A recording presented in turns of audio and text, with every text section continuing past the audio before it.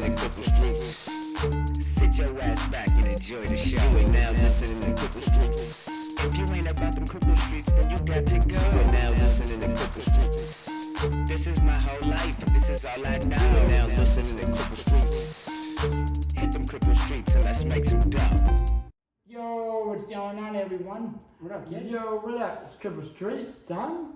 Except for there's another quarantine. We're stuck in the apartment. Yo, but you know what's fire? These shirts, kid. We got the shirts, people. No, we got the shirts. Dude, these shirts, fire, kid. Dude, and a lot of people fucking bought some. Like, I thought maybe, like, 5 people, and 3 of those people, including Mom, Dad, and Sean. And Sean, exactly. And the other, well, 4, because you know Taylor's gonna buy one. Of course. But I thought, like, it was only gonna be family. But, yo, like, man, I mean, don't be wrong. Lots of family bought some shirts. But, yeah, everyone bought the shirt. Taylor made a fucking killer design, bro. Well, you know what happened? So, by the way, if anybody likes these shirts, what do you call it? Definitely hit up Grand Prince in Selden. I'll add a link at the bottom of the of our YouTube channel because homie hooked it up. Yeah. But he was like, listen, your logo. Thank you. Your logo is fucking awesome, but it's too many colors. You have too much going on. Unless you don't mind spending $80. $12 a shirt. I'm like, oh, we're selling them because yeah, you're just gonna spend $100 for 10 shirts. You're gonna want to change it. So, Katie was like, hold my fucking beer. I'm gonna set this shit up nice. Oh yeah. So it came out real dope, and we put it up for pre-order, and a week in they sold out, and then, I mean, we only have really 5 left that are available. Yeah. Well, you have to put in another order if anybody actually wants more shirts. So we'll be mailing those out by the end of this week. When this is posted, we'll probably be mailing out tomorrow, which will be Friday. But But yo, if you just like 5 to 8 more left, not really sure the size, but once we post it, it will be on our website, cripplestreets.com. Yep, it'll be in the info down below. Yeah, she's gonna be fire. So but anyway, this shit is fire, bro. Yeah, man. And I got a mug. Taylor brought me a mug. Like, we're not selling them. Yeah. But Well, we should. Well, I put them that way, just not that one. But we don't have any available yet either. But I put one out on Facebook, and we got some bites. People may buy a mug. I like it. Well, everyone drinks coffee. I mean, what are you talking about? Yeah, coffee is everything, bro. I'd be dead if it wasn't for coffee.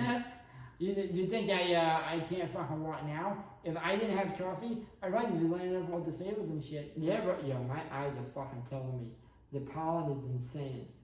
So my dude, as I've told you, this quarantine has really allowed me to dive into YouTube and the internet. Twitter and the internet. And I want to show you a video, and then I want you to tell me what you think. All right, let's check it out.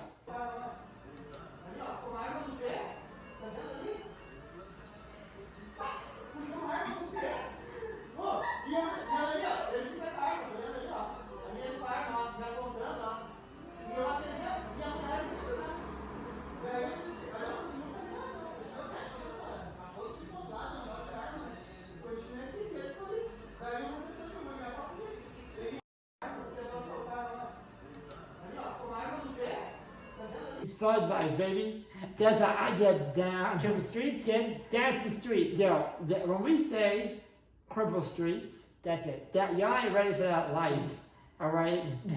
You ain't ready for that. He was like, you know what? Let me fuck some shit up. I need to make sure motherfuckers know. I still got it. Yeah, it was almost funny. I mean, it's actually fucking hilarious. But think about this. Like, if you saw, think about this. If you saw a kid picture of this kid, like, well, man. But if you saw a picture of this guy when he was a kid, you'd be like, oh my God, what a cute disabled person. Like, he has no future, but like he's adorable. He looks happy with it. Like, he's adorable. And you didn't realize that you were raising a criminal. Let me ask you a question. The 3 people that are in that video, or 2, I don't remember, but the 3 or 2 people that are in that video, he rolls in, right? You give them a million guesses. Do you think they think he's about to hold that motherfucker up? No, I'm like, alright, so if a guy with no arms in a power wheelchair rolls into my establishment, first thing I'm thinking is, good for him. Like, yo, he's living life. And I'm in a fucking wheelchair. Yeah. Which says a whole different message, but that's it for another day. I'm like, yo, good for him. Like, he's out here living his best life. And then the second thing is, well, if he's coming to my store, it's a liquor store. So it's gonna be like, yo, he's about to get fucked up. But then he starts taking shit. It's like, what the fuck are you doing? It's like, excuse me, Mr. Handicap Man. Could you please? And then he just fucking he fucking toes his gun and he's like, shut the fuck up. Where are your slides? Then you see the woman like, no, don't take your slides. You too, bitch. I want your slides too. It's like, Jesus, bro, it's the craziest. And then, here's the other question. I'm going to be honest with you, and this is fucked up, because it's counterproductive.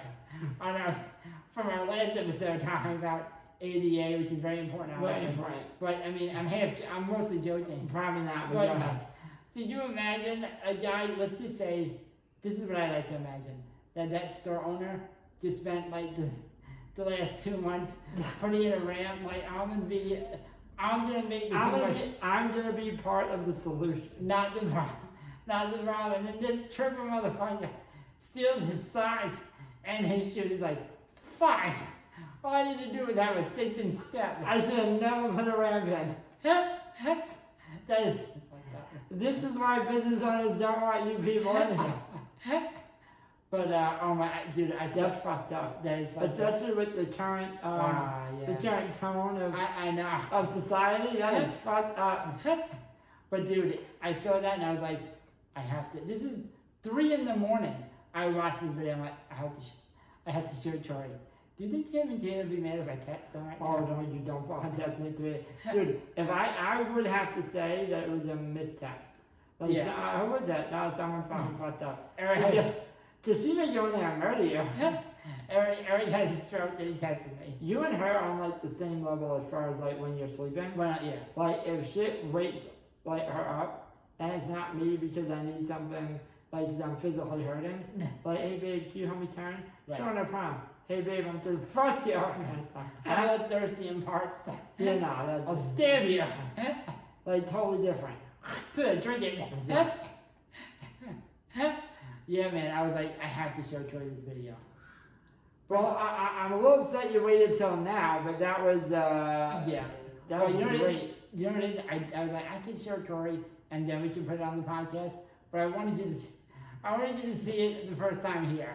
Dude, I'm kind of proud of him, if I'm Oh, being yeah. honest.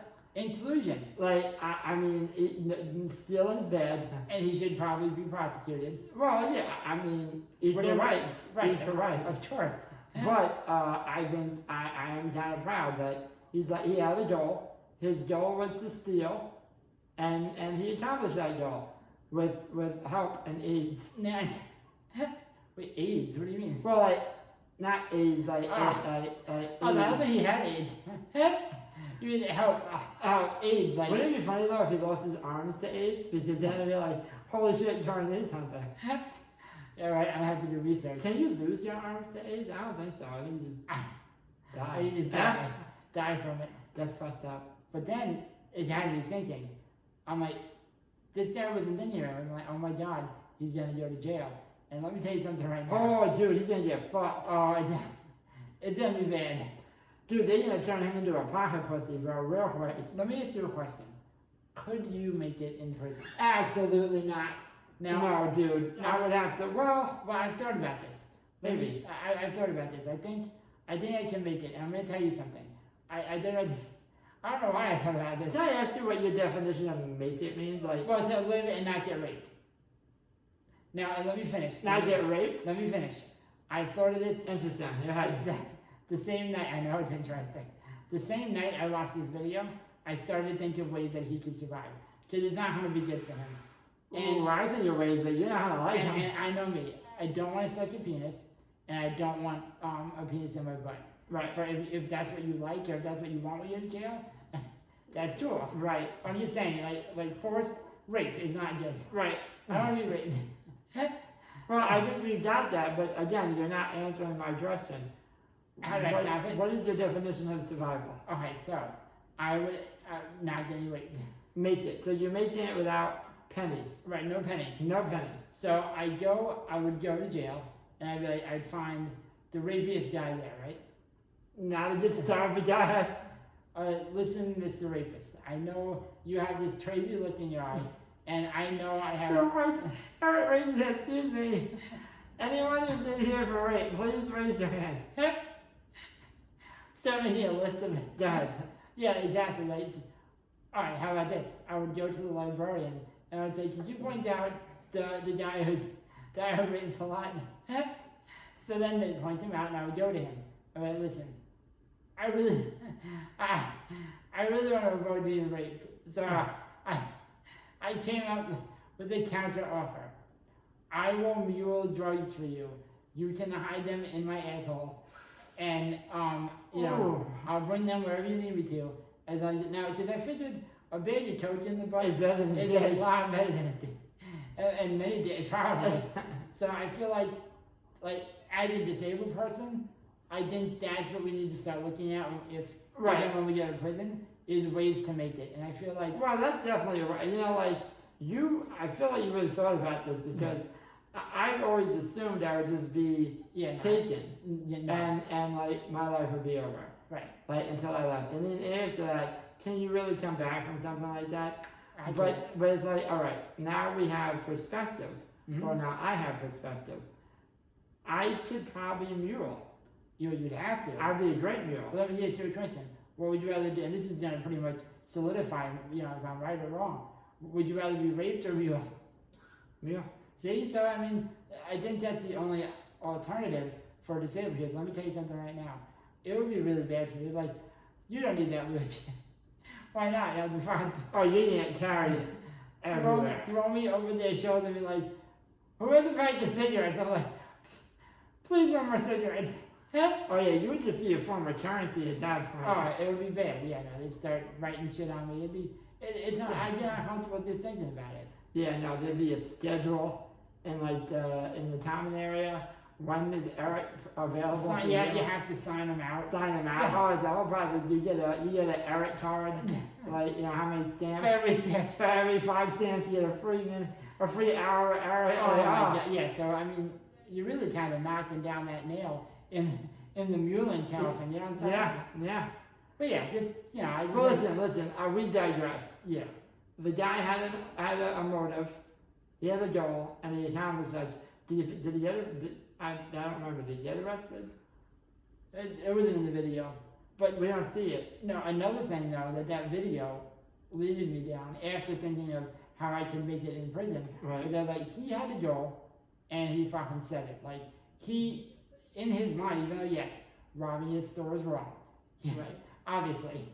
He set a goal for himself, and he did not let his disability stop him from breaking the law. And I think you have to find the positive in everything. And I think the positive is, thank God he had parents like he had to show him, hey, you could be whatever you want, a criminal, if you want to be. We don't suggest it, but right. he did it. He did and it. Good, not good for him, but good that I'm glad that he didn't let his disability stop him being the biggest piece of shit that he possibly could be. Right, which brings us to another point we are strong on in this show, which is just because you're in a wheelchair doesn't make you any different. Yeah, at all. No. Now if you want to rob some shit, you're gonna do it. You're gonna rob some shit.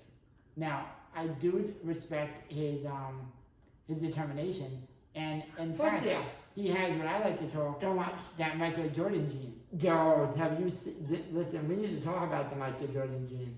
Have you seen the Last Dance? I think it was called. I've seen the Last Dance.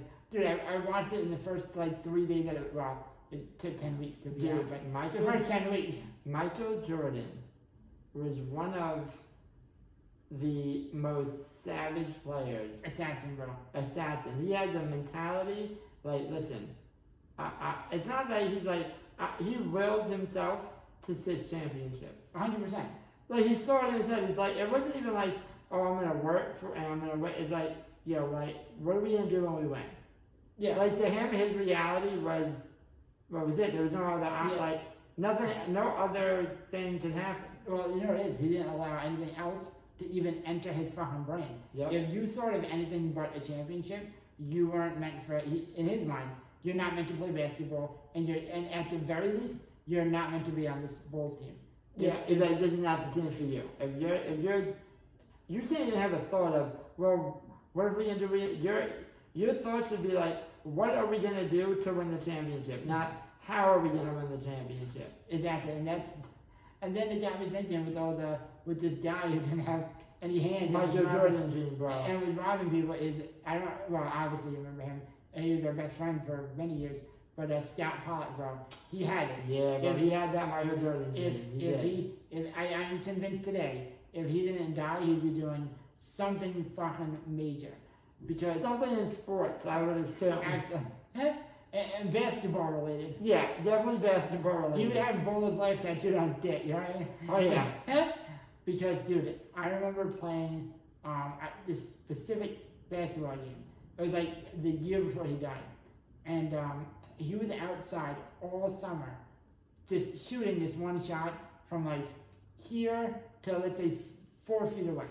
And for people who don't know, just as an example, there were 3 nets, but his net was like the height of my knee. But that doesn't mean it's any The man had easier. no fucking hands. He's shooting the ball with his foot. He's flipping it with his foot. So he practiced this shot, I'm talking about every day, all summer long. Probably 3 or 4 months. Every day, he's like, Scott, his dad would say, Scott, you have schoolwork. He'd say, Dad, with all due respect, you're fighting. I have this one day. No, for real though. Like he would Yeah, say, like his dad told us, Dad, with all due respect, go fight yourself.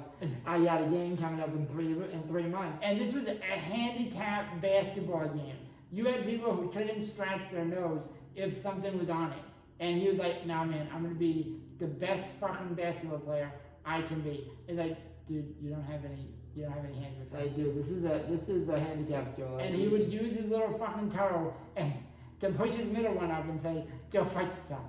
I was like, you gotta respect it. Yep. So, fast forward to the game that he was getting ready for.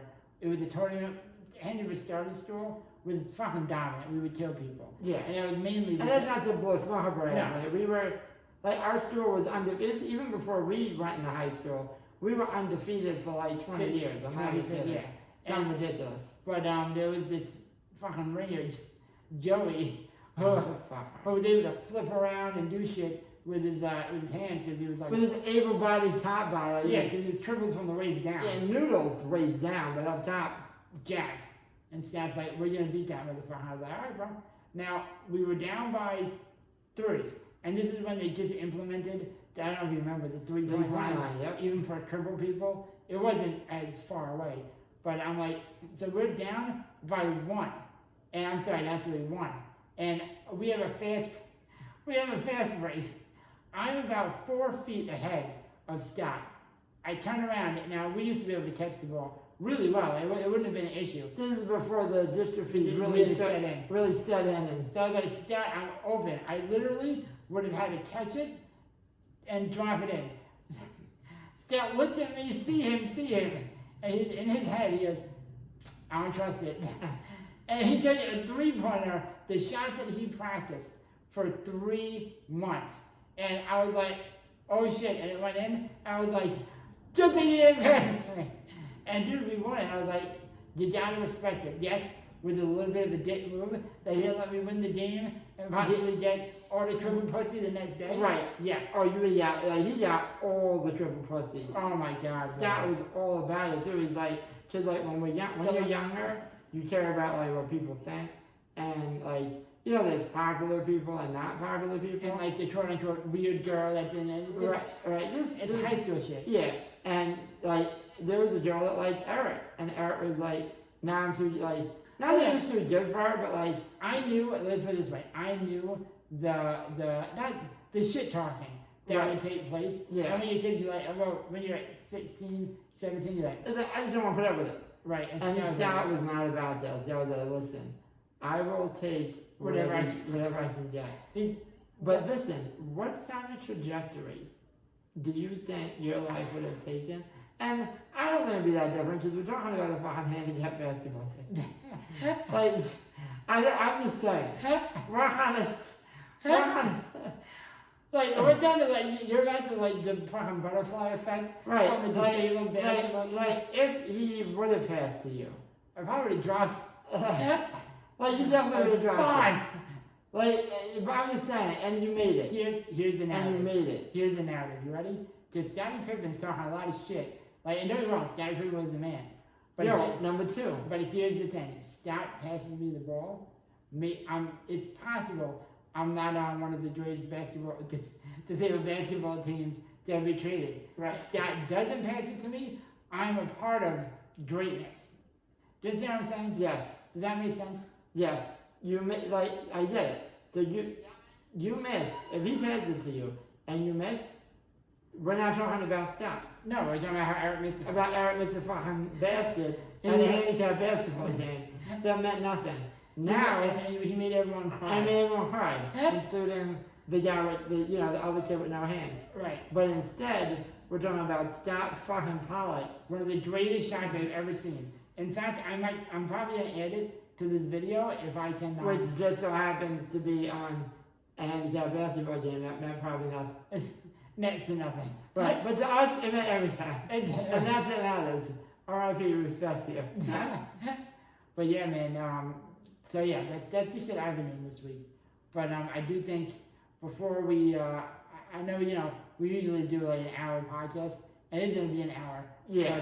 But Well, our podcast is usually about jokes and, like, yes, some serious shit, but we usually try and bring some levity. But over the last week, I think some events have happened that require a little more sincerity and just some more, a little bit more thought about what we say. And instead of speaking for people and saying something that, yes, we can see with our eyes, and we're obviously on the comment with him. We do have a guest today that, with the whole George Floyd thing going on, protests have been going on.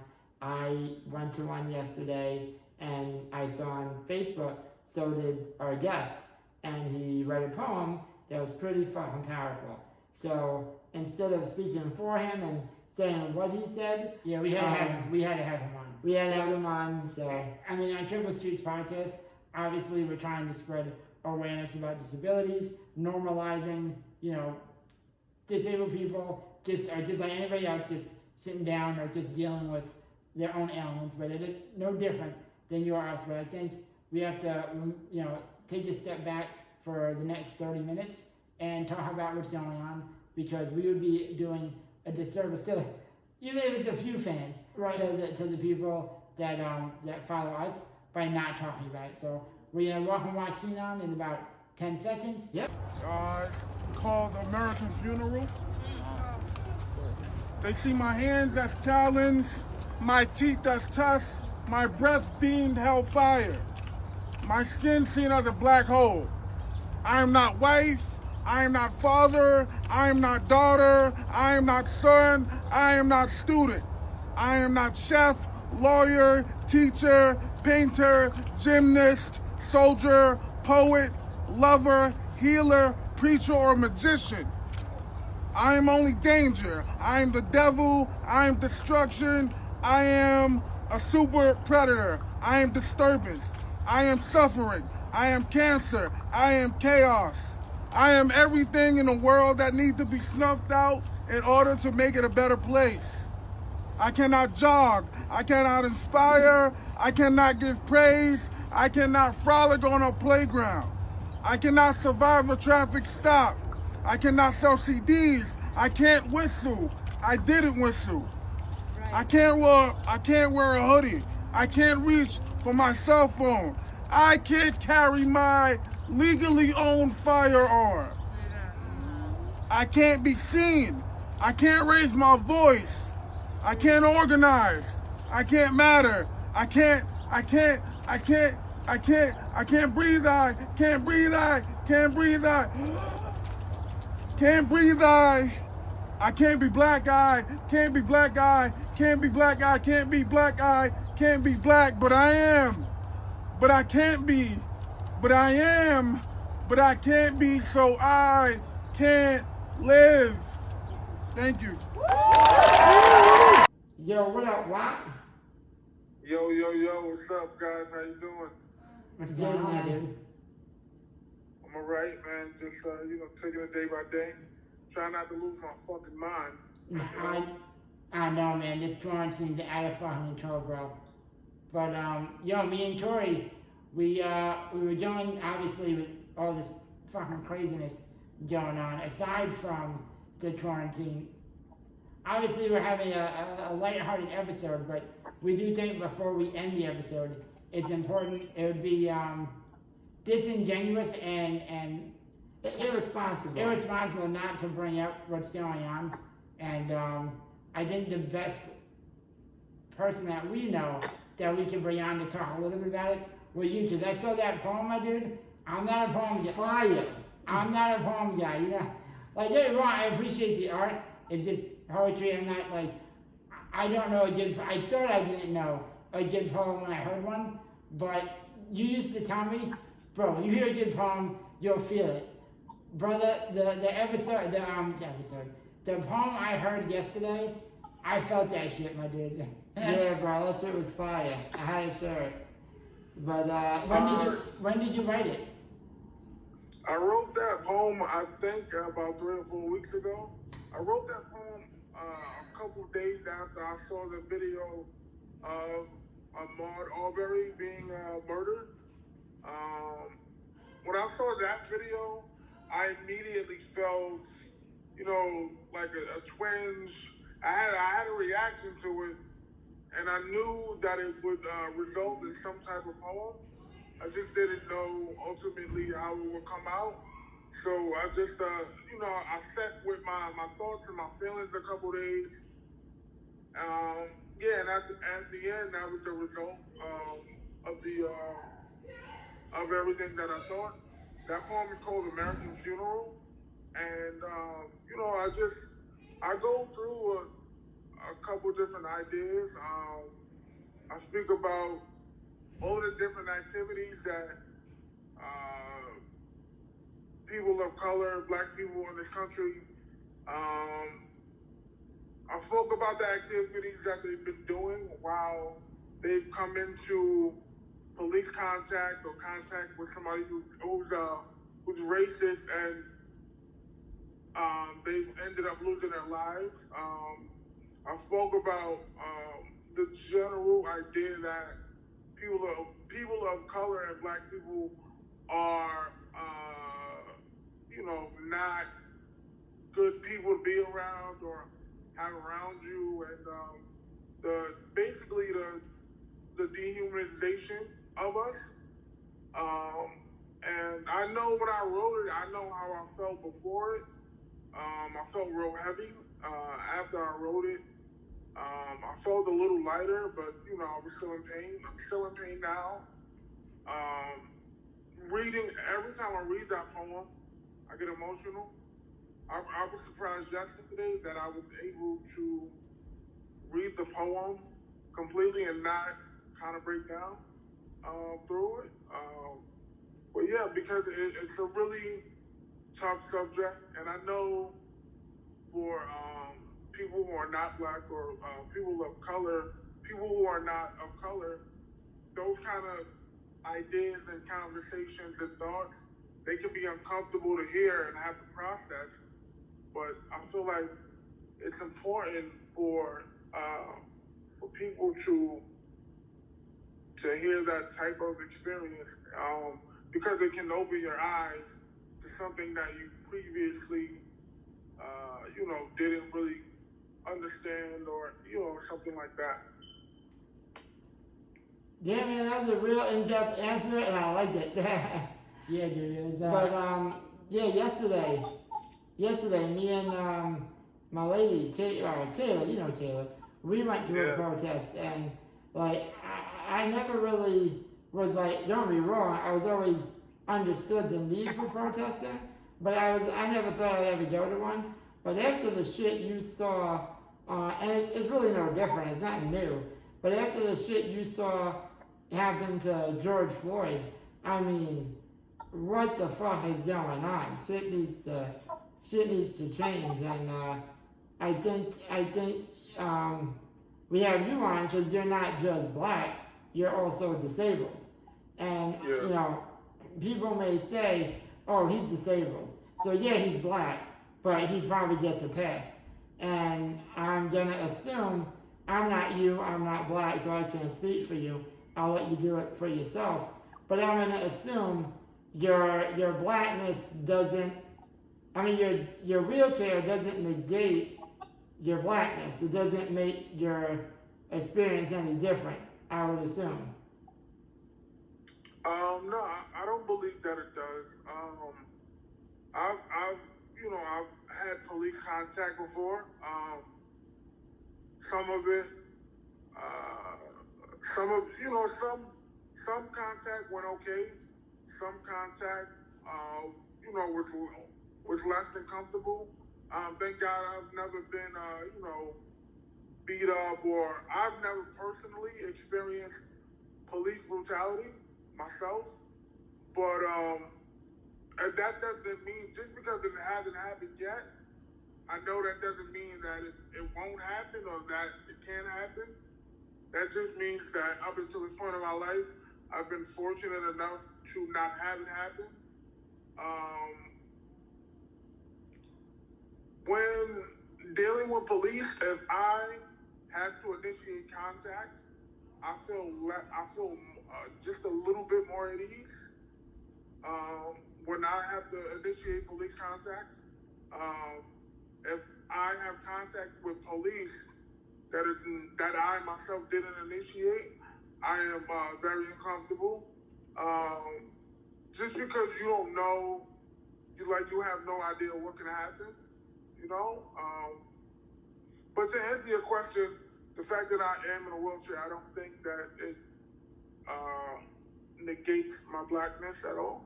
Right, what I meant by that was like the way you're treated by the police. That doesn't, in like the grand scheme of things, I don't think that changes much.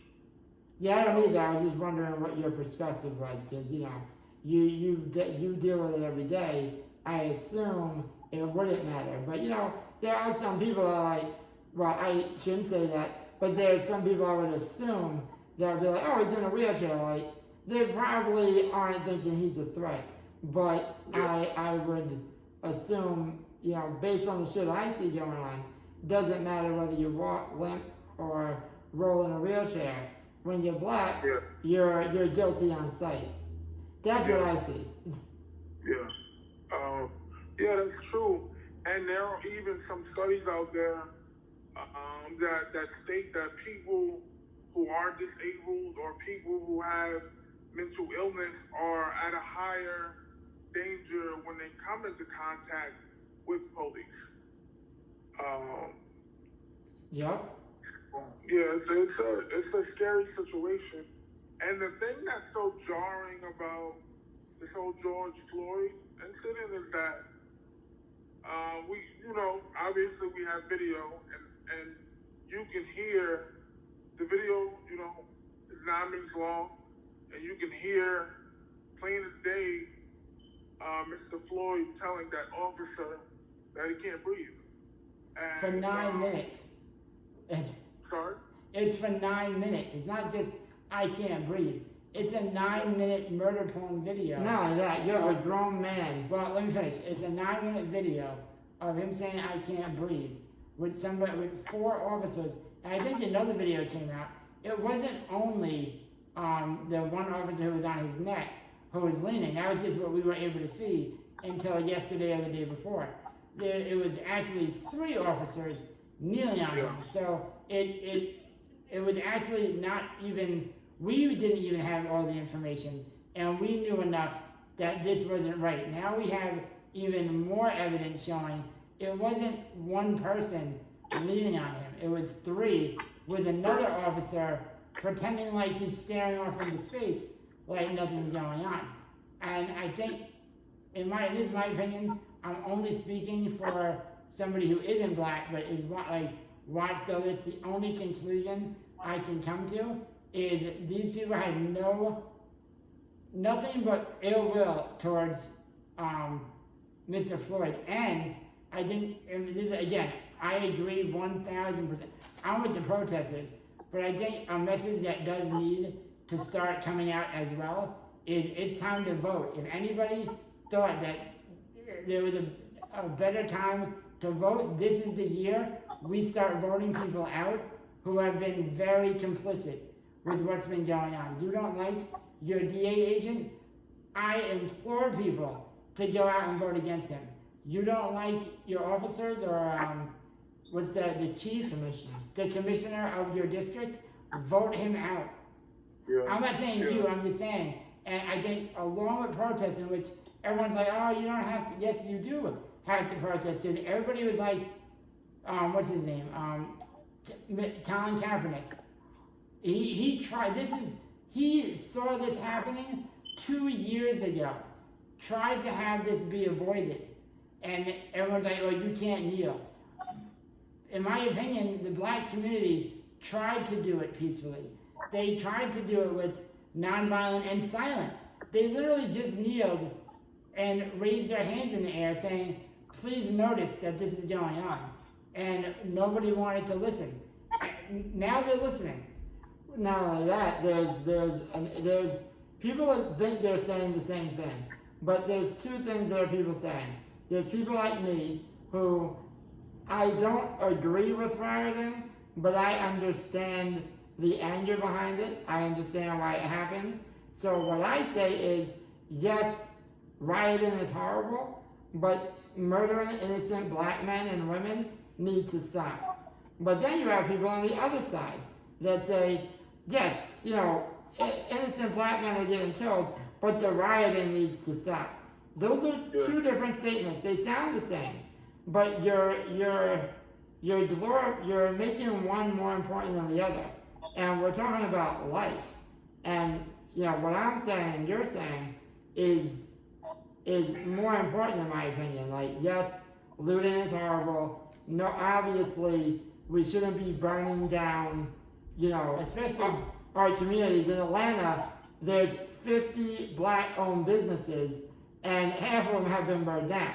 Like, it's counterproductive. But I will say, whoever's saying looting, innocent black men dying is horrible, but stop the looting. Turn it around. Turn the emphasis on let's stop killing black men so the rioting can stop. Because it's getting ridiculous. In my opinion, I think the rioting, and again, I'm just being someone watching, I think the rioting is mostly happening because everyone's worried about stopping that, and the other 3 officers have yet to be charged, arrested. That's true, yeah. That's true. And I want to speak to, so we really can't ignore, like Corey, like you said, there are a large segment of people complaining about the rioting, but those people are largely ignoring what came before the riot, right? So, a couple of years throughout American history, we've had riots, right? So, mainly, I'll speak about the Watts riots in the 90s and the riots of the 60s after Martin Luther King was killed. So the problem is you can't ignore what spurred on the riots and the anger, right? So when these 4 cops killed George Floyd, if they were immediately fired, which they were, but if they were then arrested and then charged with, committing murder or some type of crime, I don't think we get where we are today. I 100% agree. I agree. I completely agree. It is only because, they mishandled that whole first step. Because, people don't normally just wake up on a Monday or Tuesday en masse and say, let's go protest or let's go riot and burn shit down.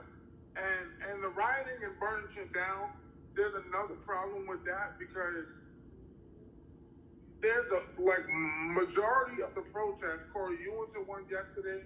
I went to one yesterday. I think majority of the protesters are nonviolent and they just want to be heard. 100%. And they want change.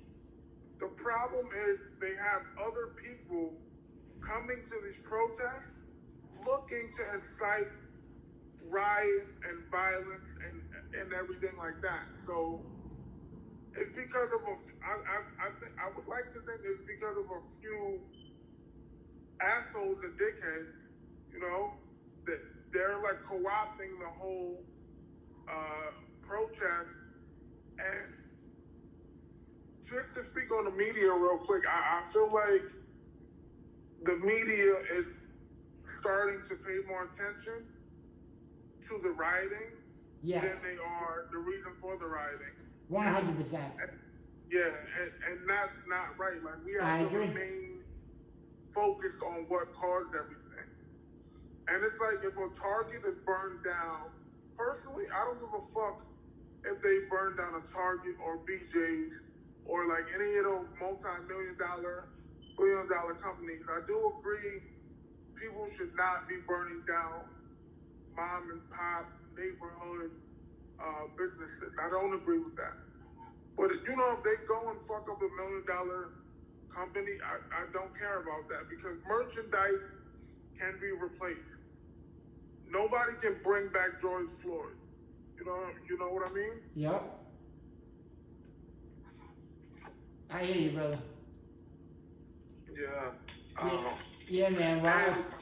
And the whole thing about protesting is like, there's no protests aren't supposed to be convenient. You know what I'm saying? Yeah, absolutely. Or well, they're bred from something inconvenient. So it's not like it's not like people are like, oh, I'm gonna go protest because like it's sunny out here. That's stupid. You know what I mean? Yeah. Like there's a reason we're out here. Like you said, dude, I went yesterday and I would say 98 to 99% of everyone there was everyone was upset, but we were all pretty peaceful. There was one or two people in the back that were like definitely trying to, I'm just gonna be honest, like incite some shit, but you could hear it in their voice. There was one of them that was just an asshole. You could see it on his face. He just wanted to start some shit. But one was just angry, and rightfully so. I don't necessarily think I would react the same way, but I'm not black. No one's trying to murder my entire people. So, or at least having me perceive it that way, because that's how it looks. So I can't completely disregard his feeling of hatred. I don't necessarily think putting himself in a position to get hurt is the best way to make change, but I understand that anger. Or I can at least try to empathize with it. And that's the most important thing. Like empathy is important. You know, like as you know, I'm a black guy. You two are not black, so I don't fully expect you two or anybody who is not black to fully understand what the fuck is going on and how we feel. But feeling empathetic to it and wanting to understand more, that shit is important, you know?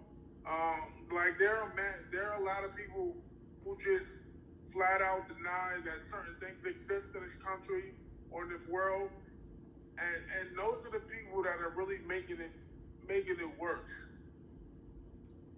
I think the most important thing is that you'll have, and I didn't act this way, but I did say these words, and it's unfortunate that it took this long for me to reevaluate them. But I used to tell people, and I meant it. It's not like it was a joke. I was like, I'm not racist, and I'm not racist. But the problem is, you have somebody, whether you're white, Spanish, Asian, even black, you could say, I'm not racist, but it's not good enough to just not be racist. You should actively fight racism. If you're not doing that, you are part of the problem. I'm not saying you're racist, but you're part of a bigger problem. Because just because you're not racist doesn't. Congratulations, you're doing what you're supposed to do. Treat people like humans. That's step one. Step two is if you see a bad act happening towards your fellow human, and in this case African Americans or black people, I should say, you have to stop it or do what you can to help in stopping it. It's like they say, silence is compliance. You know what I mean? Like if you're staying silent, you obviously don't care enough to do something. So it's as bad. I know people say, as I used to say, oh, it's not as bad. Like, you know, oh, he's not racist or I'm not racist. But if you're silent, then what does it matter? You can be whatever you want. You're not fighting for, you know, what you believe in. So it's, you know, I think people need to start standing up for what they believe in. That's 100% correct. And I like to use this example, right? If I'm out somewhere, or you know, and a woman or a child is being assaulted, or if a woman is being raped, I'm not raping her, but if I do nothing to stop her from being raped, I'm just as bad as the rapist. And that's the way I see it. I agree. So, yeah, like you said, it is not enough to just be not racist. You have to be outlandishly and loudly against people who are racist. I don't remember. It's funny you bring up that subject. I don't remember the state, so I can't find it out. But there was a party going on I forget the state, but there was a woman getting raped at a party, and people were horrified, but no one did anything. And then after they're like no, I would have done, like, I can't believe what I just saw. But it's like, yeah. People don't they don't know how they would react. They go, oh, that would never happen to me, until they're in that situation. I think people need to start training themselves to stand up for people. Because it's easy to say, oh, I would do this, I would do that, until you're in the situation. Because there's something called mob mentality. And really, a lot of people wait for someone else to do something. It's like, oh, well, no one else is doing anything. Like, does anyone else see what the fuck is going on here? It's that look around in the room, like you're just waiting for that one person to do something. Then it's like, all right, well, I'll do it too. Right. And I think in situations like this, that has to stop. Don't worry about what your friend is doing. Like, oh, well, if he's not doing anything, why would I do something? It's an unproductive way of looking at something. Yep, it's time for people to start standing up for what they believe in, regardless of, and I hate to say it, but regardless of family, friends. If you have family that's racist, or even if they're not racist, because I know my family's heart, but I've heard people say some shit, even if it's a joke, it's time to stop joking, because it's no longer funny. I mean, we're good friends. We've been friends since we were, 8, not, 6, whatever. I said some shit to you, you said some shit to me, but the hee-haw is over. People will start, you know what I mean? Like, it's not funny anymore. I also think, because, and this is my opinion, and obviously I'm open to, having my mind changed. I think when we're talking about situations where police brutality is going on, there's somebody talking about whether it's Asian, Black, Spanish, disabled, and there's negative charge. Obviously, that should be condemned. But I unless I'm misunderstanding what you're saying, my only fear is like I'm not going to stop joking with people. I don't mean making racist jokes. That's not what I'm talking about. But I'm not going to, like, for example, Dave Chappelle. I don't think he should stop making the jokes that he's making. That's not what I'm talking about. That's a comedian. I'm talking about sitting in your backyard and having your grandfather or your mother or your father making a joke about someone that you care about. Because people's jokes are usually bred from some kind of honest feeling. I hear you saying. So when you say joke, you don't mean a literal joke. You're talking about... if someone's getting paid to tell a joke, okay, that's funny, I don't think there's any ill will towards it. Right. But if you're, if we're talking about, George Floyd at the dinner table, That's different. and Yeah. someone makes a fucking joke Joke about about- black okay. people, I'm not gonna lie to you, before, this month, I probably would have just laughed it off. Because I would assume they were joking, but it's no longer funny.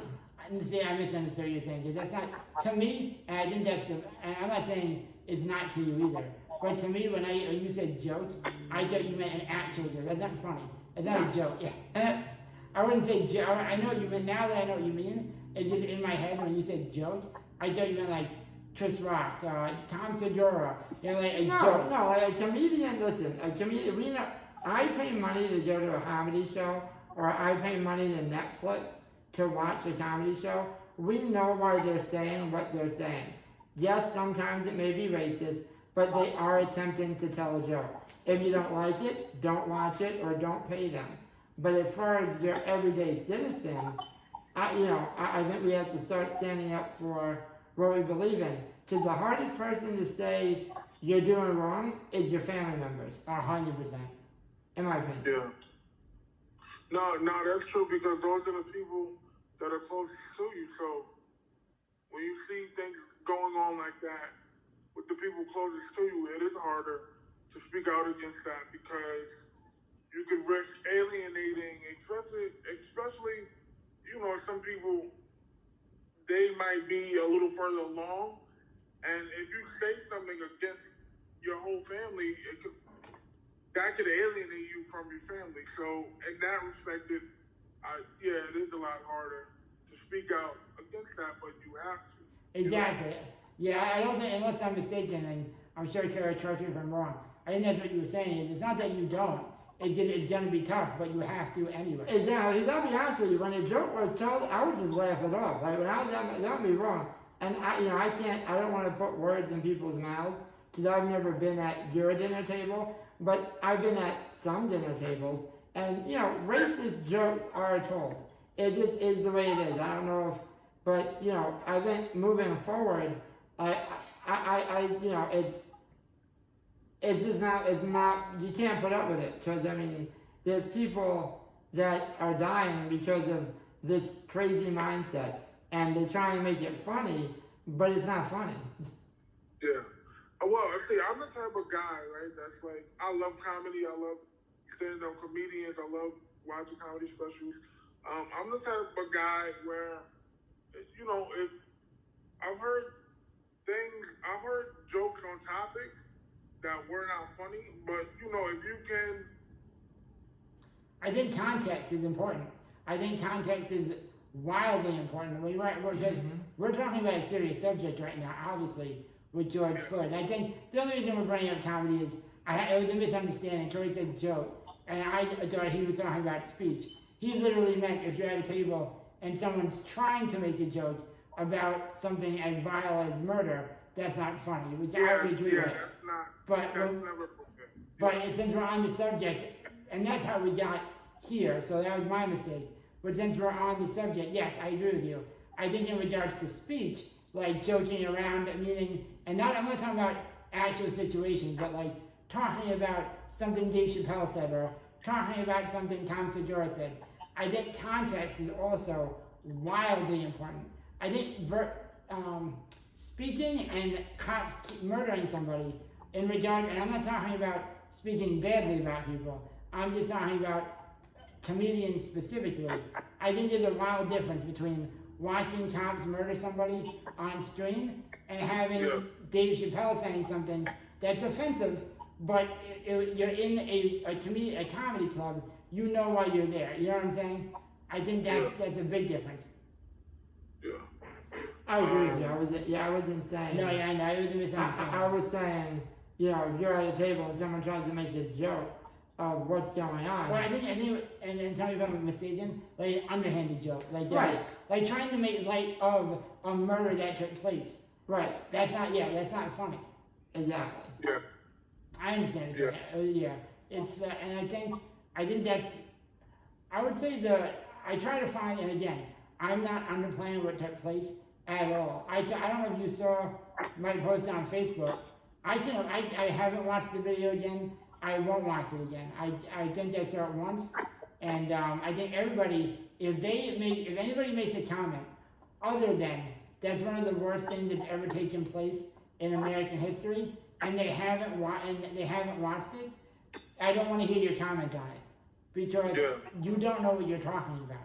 You don't. Well, I mean, that's definitely one of the worst things to happen in recent American history. Oh yeah, and Yeah, don't get me wrong. I'm not saying it's the worst thing, obviously, but I'm just saying in regards to what we've seen, in regards to what cops have done, and there's plenty to point at. That's one of the worst things I've ever seen. Well, Will Smith said it best. I don't want to, it's not going to be verbatim, but it was, nothing with cops have changed. It's just getting filmed now.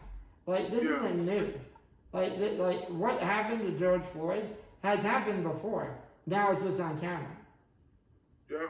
And just imagine, just over the last couple of years, what we have been able to catch on camera phones, because everybody has one in their pocket. Just imagine before we had the technology. Imagine all of the murders and atrocities that just happened before, and the justice system just going on what police said. It's fucking scary to think about. I was telling Tori, I think one of the best things that could happen, this is just my thinking about it the last 3 days. I think number one, and obviously you would agree, there needs to be a major rehaul of our justice system. And what I think should happen is you need cops. There has to be a almost like a grading system where cops are held accountable. Where what I mean is, let's say you have like a biannual review board of citizens. I'm not talking about people that our governor and our chief police. I'm talking about, let's say, and this is an example, 10 citizens who look over any officer that has a complaint every 3 to 6 months, and they get graded. If there is anything, and an investigation takes place on every report, if something happens, there has to be some kind of consequence, whether it's monetary, whether it's losing your job for 3 months and you get reviewed again, because that guy, what was his, I don't even know the officer's name. I forget his name. But he had Derek Chauvin. Yeah, Derek Chauvin. He had 12 through the years. He had 12 strikes against him, and there was nothing done. I was going to bring that up, and that only showcases the institutionalized racism, right? Because his superiors obviously they knew about all of the things that he did wrong, but he was still able to remain a police officer. So I think moving forward, we don't in addition to rooting out bad police officers, we also need to start going up the fucking chain of command and getting and holding them accountable too. Because if you're his superior, you know what he's doing. All this shit has been brought to your attention. So why is he still able to be a cop? Because you allow him to be, because you have to be in line with what he's doing.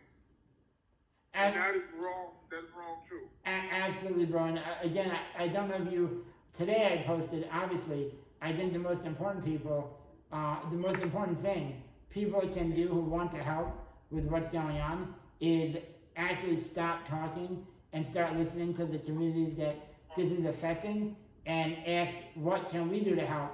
Not tell you what can be done to fix the problem. But I do want to, having said that, as a suggestion, I would say, I think a big thing that people need to realize, and again, people are still hurting right now, and they're going to hurt for a long time. But I think a suggestion would be, that top that you're talking about, in the higher up, should be voted out. And I'm talking about, I know me personally, I can't tell other people how to feel, other people how to act. I've always voted. I've actually, since I was 18 years old, I've never missed a vote in my life. And that's local and national. I will be taking much more serious looks at my local government. And I'm talking about police officer all the way down to the crossing guard. And I can't even vote for that person. But you know what I mean? I think as a community and just as a nation, we need to start really focusing on who we're allowing to make these decisions and who's representing how we feel. Because I'll tell you right now, the police chief, whoever it is, that allowed Officer Chauvin to continue to work does not represent his constituents, and that's the problem. Yeah, you're right. You're right. When I was at the protest yesterday, there were a couple of younger people there, and a couple of teenagers spoke. In particular, this one 15-year-old, he spoke, and he had a lot of passion. And even though he was young, it seemed like he knew a lot. And you speak about voting and, you know, like local elections and everything like that. And he spoke to that too. And he had a good point. You know, he said, he brought up the fact that here in New York, we have a primary on June 23rd. Yep. I think it is. Yep, June 23rd. Absentee ballot starts June 17th. I'm sorry, say that again? Early voting starts June 17th. And you can sign an absentee ballot so you don't have to go in. You can actually vote on a paper ballot and mail it in. Yeah, I got mine. We got ours a couple days ago. I think that I would rather, mine is filled out and ready to go, but I think I would still rather go to a poll and do it that way. That's fair. However you want to do it. That way it feels a lot more secure to me. Right now, I agree. I understand that mindset. I'm the same way. But for people who can't do it, it's it's definitely a. I think it's better than not voting. You're right. But let's bring a little levity to the conversation. Just because, we really appreciate you coming on. We're here to support whatever we can. But I do have to say, your hair is looking real quarantine like now. You got that? I don't give a fuck. Yo, I'm cycling between like braiding it and letting the fro rock out. Listen. I get it. You were about to spit hot fire in Astoria. You're like, you know what? I need to look like a poet. I need to play the part. Let's quaff this bad boy out and you'll spit some truth. Yo, man. Let's do it. I gotta be honest with you, bro. I was like, I don't know if you can see it from the video, but I had like I had my pick like. Oh, I know. I saw the video. Look at this dude. I like it. I wish I was there. I'll take pictures and shit. But yeah, man, yo, dude, I was half laughing like a couple of hours after I listened to it. And I'm like, my kid always tell me, one day you're gonna hear a poem that hits you, and then you'll understand why I like poetry. I was like, bro, I'm telling you, man, and it upsets me that it took something so bad for me to actually, I won't say enjoy, because I enjoy poetry, but to have a poem that hit me hard, but honestly, man, I read that shit 3 weeks ago when he wrote it, and you can ask him. I hit him up, I'm like, yo, can you send me that whole thing? So I was like, yo, you were spitting hot fire. Have you got anybody to hit you up about it? I mean, a bunch of people, and I hate talking about shit like this because I feel like it's superficial as fuck in one way. But like, my friend who took the video, Roy, his name is Roy. He posted it to his Facebook, and it's been shared like a bunch of times. YouTube shared it, and like I don't know, the last time anybody told me about the amount of views it had, it was over 5,000. So like in one respect, I'm like, fuck views and fuck this and fuck that. But in another, that's great because I feel like that poem has a really powerful message. Well, I'm sorry, bro. You're not doing it to sell. This isn't about your book sales, which don't be wrong. Or that book is still phenomenal. but it wasn't. I think the reason it's important people see it is like dude, you were very honest about everything going on, and I think I think it's gonna resonate with people, and it leaves a lasting impression. It did for me anyway, and I think the more people that share it, the more people that are gonna be exposed. Because you'll have people who are like, I don't really give a fuck what's going on, or not even that, but I'm not gonna watch the video. And then they hear and then they might like poetry, or they're like, oh, what's this guy in the wheelchair got to say? And then you drop some, really fucking important shit on them. And I think it can only benefit. And I liked it. Like, that was some powerful shit. So, I definitely think it was good that you with your friend posted it, and that it's getting shared. But yeah, man. I appreciate both of y'all. We've known each other for a long time. I think we are way more like brothers than we are friends at this point. Even though y'all get on my fucking nerves sometimes. That's how it is. I love y'all. Yeah, love me too, brother. We're gonna have to have you over the apartment once we can make sure that you don't have that Rona, because you look like you might have a Rona or two. Look at you. Yo, Liz, you might have the Rona. Have you seen your fro? It's just hanging out, waiting to latch onto another motherfucker. All right, brother, we love you, kid. Listen, huh? I was like, yeah, man, we love you, kid. What were you gonna say? I forgot now. You cut me off. Rude. You're fucking rude. That's the problem with the group. I've already said that. That's my problem. You being in a wheelchair does not give you an excuse to be rude. Or racist. Shut the fuck up. Alright, brother, yo, man, thanks so much for coming on, bro. We want to have you on as soon as possible, because, I think it's important. It definitely is. I heard one last thing. I heard a lot of people, and I've been hearing a lot of people saying that they're allies, and ally this and ally that. One of the best ways, and I think you spoke to this earlier, one of the best ways that you can be an ally in all of this is to, of course, speak out against everything that's being done wrong now, but to also, uplift the other voices that otherwise might not be heard. Absolutely. Yep, absolutely, bro. Yeah. All right, man. Stay safe. Don't go outside unless you have a mask on, because if you get sick, ugh. Yep. All right. I will be safe.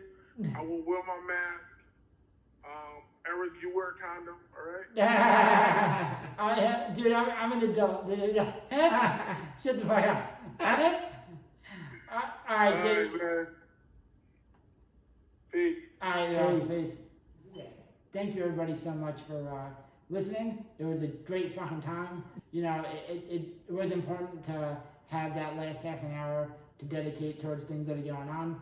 But we just want to tell everybody we love them. Thank you so much for listening to Cripple Streets. We'll be back next week. We have feelings for you.